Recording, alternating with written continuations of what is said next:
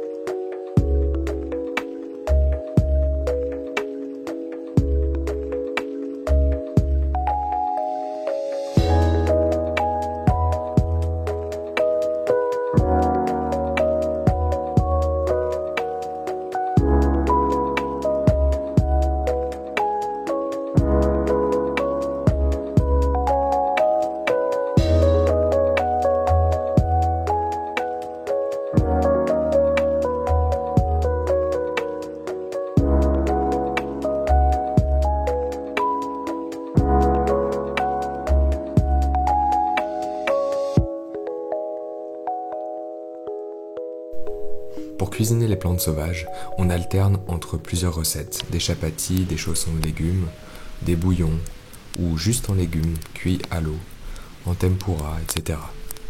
On surélève la grille souple sur des pierres au-dessus des braises pour avoir une cuisson optimale.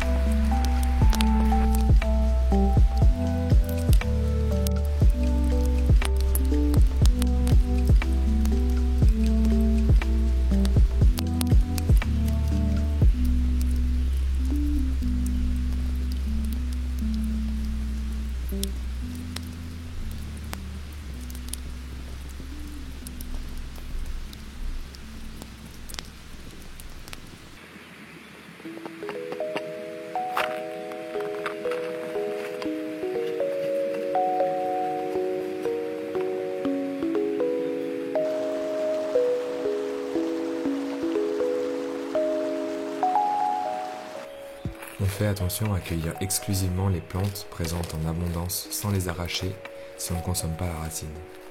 On ne prélève aussi qu'un tiers de chaque station.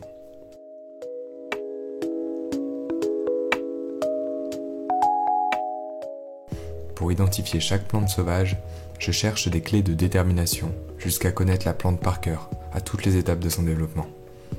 J'ai appris aussi les espèces proches avec lesquelles il y a un risque de la confondre.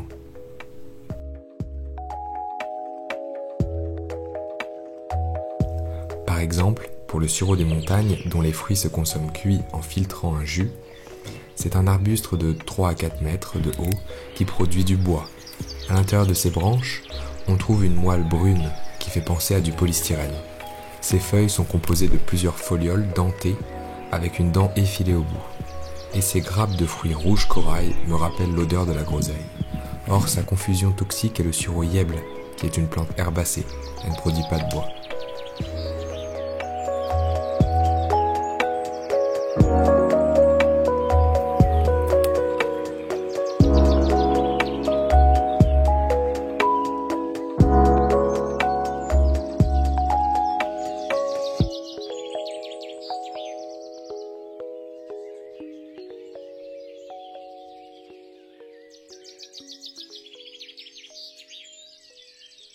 Pour éviter les maladies parasitaires, on fait bouillir les cueillettes prises proches du sol et on consomme cru le plus possible les parties aériennes des plantes. Si vous vous demandez comment je fais pour manipuler les orties à main nue, vous pouvez regarder la première vidéo dans laquelle j'explique comment les cueillir et comment les manipuler sans se faire mal.